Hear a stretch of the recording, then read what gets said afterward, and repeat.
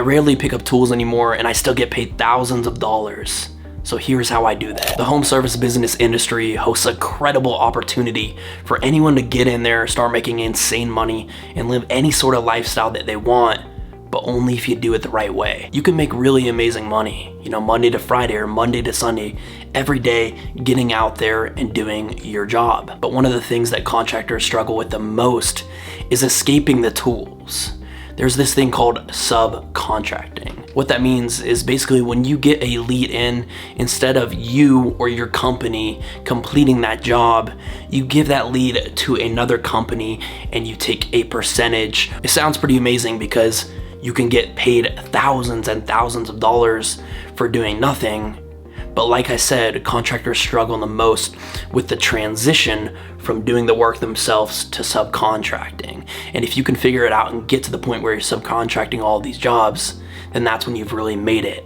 But that transition is the hardest part to figure out. I myself spent years trying to figure it out, using different subcontractors, trying the methods out that I heard, and nothing ever worked. I kept getting screwed over by different contractors. I had one of my subcontractors go leave me my first 1-star review that really hurt my business at the time.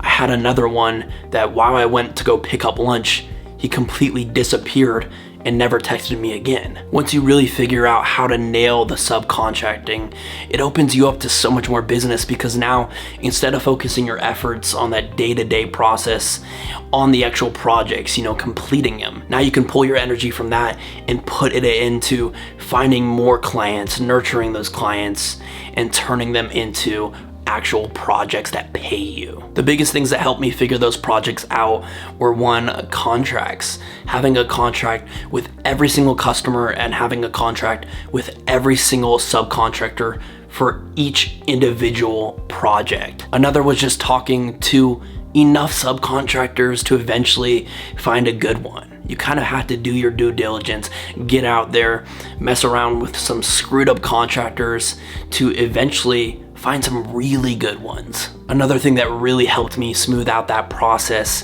was figuring out my pricing structure. That way, with every new project and every new subcontractor, I didn't have to reinvent the wheel. All I had to do is just plug the numbers in for that specific project, send the estimate, send the contracts, whatever it is that need to be done. If you want the systems that helped me step away from the tools finally and still get paid, they're in my community, the Tradesman Society. It's linked in the description, and it's only $1.